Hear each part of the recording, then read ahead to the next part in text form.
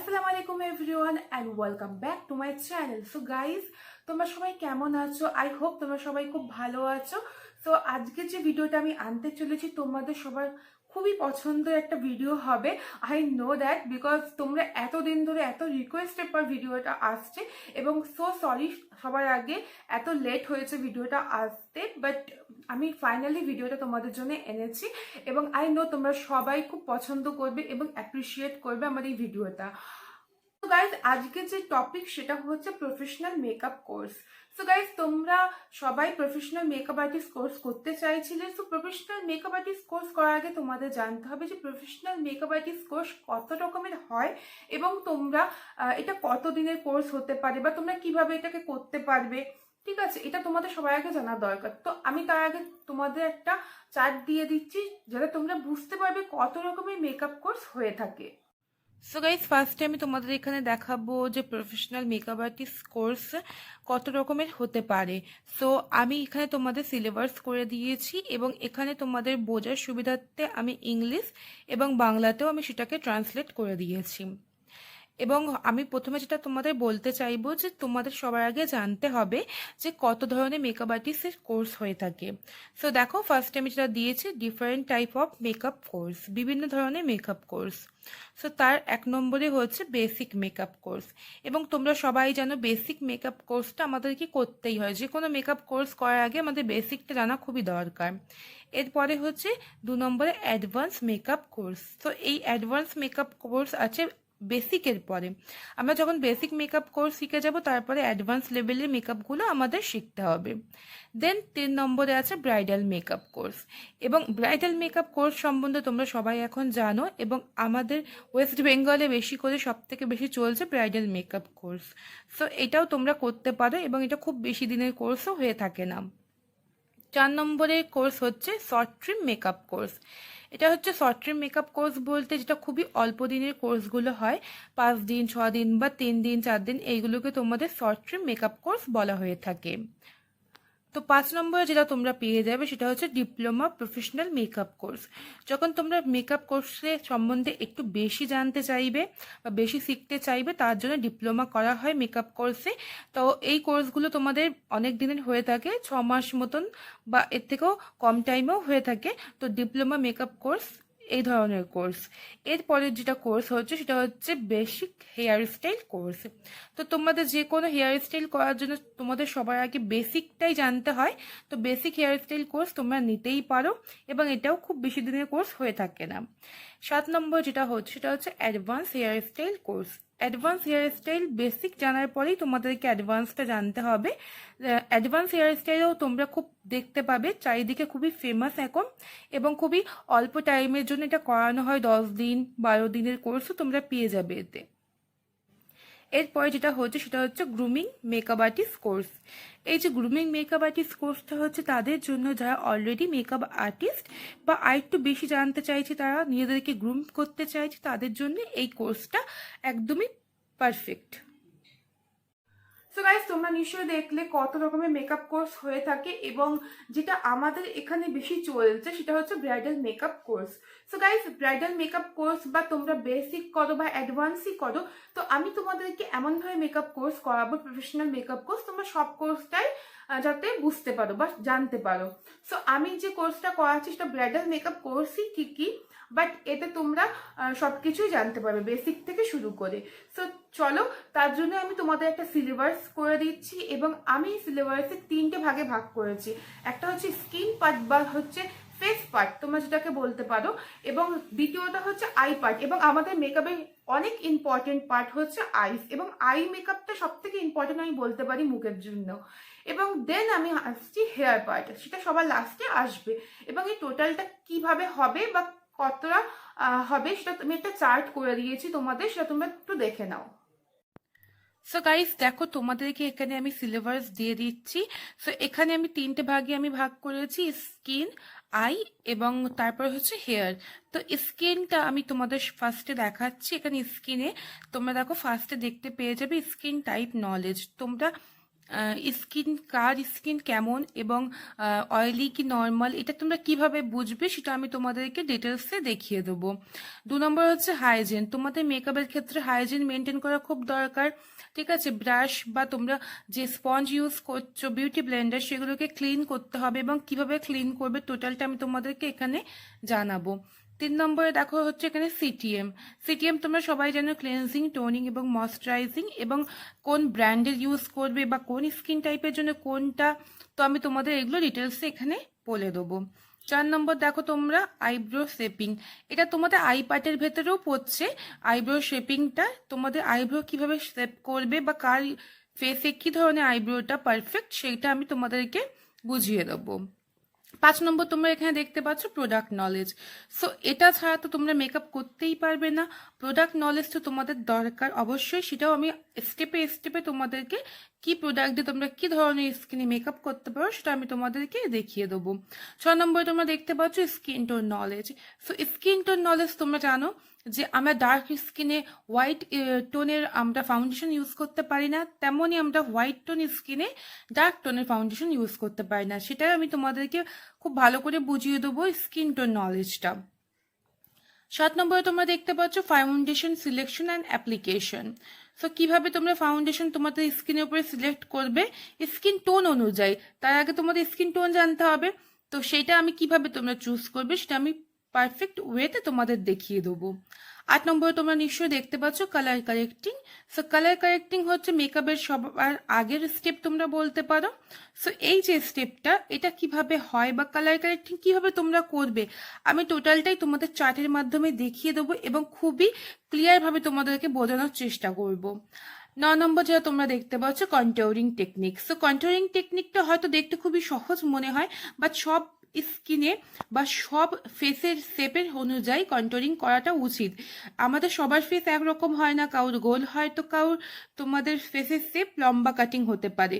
So সেক্ষেত্রে আমরা কিভাবে কন্ট্যুরিং করব, তো টোটালটা আমি তোমাদের এখানে আলাদা আলাদা ক্লাসের মাধ্যমে দেখিয়ে দেবো। 10 নম্বর যেটা তোমরা দেখতে পাচ্ছ skin highlight technique.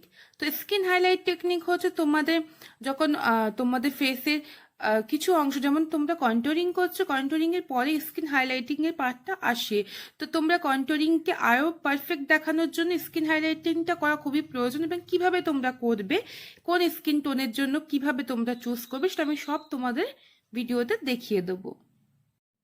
So guys দেখো 11 নম্বরে আছে স্টোবিং অ্যান্ড হাইলাইটিং টেকনিক। সো স্টোবিং বা হাইলাইট কিভাবে করতে হবে স্কিনে এবং কার ফেসে কিভাবে হাইলাইট করতে হবে, কোন ধরনের শেপ অনুযায়ী ফেসে, আমি সেটা তোমাদের এখানে দেখিয়ে দেবো। 12 নম্বরে দেখো ব্রোনজার। ব্রোনজার এবং কন্ট্যুর কিন্তু দুটোই আলাদা জিনিস, এবং কোনটা বেশি কাজ করে বা কোনটা কোন ফেসের জন্য কাজ করে সেটা আমি তোমাদেরকে দেখানোর চেষ্টা করব। 13 নম্বরে দেখো হচ্ছে loose powder and compact powder application. So loose powder বা কম্প্যাক্ট পাউডার দুটোই কিন্তু আলাদাভাবে কাজ করে এবং দুটোর কাজ কিন্তু সেম না, দুটো আমাদের স্কিনে এক একভাবে কাজ করে। সো কোনটার কি কাজ সেটাও আমি তোমাদেরকে এখানে বোঝানোর চেষ্টা করব। 14 নম্বরে দেখো তোমরা blush application. So blush application তোমাদের দেখে হয়তো মনে হয় অনেক সহজ, দুটো চিকেই অ্যাপ্লাই হয়, কিন্তু এমন কিছু না। ব্লাশ অ্যাপ্লিকেশনেরও একটা টেকনিক আছে এবং কিভাবে সেটা অ্যাপ্লাই করবে আমি তোমাদেরকে ডিটেলসে বোঝানোর চেষ্টা করব। 15 নম্বরে দেখো হচ্ছে স্কিন প্রাইমার বা অ্যাপ্লিকেশন। সো স্কিন প্রাইমারও কিন্তু অনেক ধরনের হয় এবং এক একটা স্কিন টাইপের জন্য এক এক ধরনের প্রাইমার আমরা সাজেস্ট করি।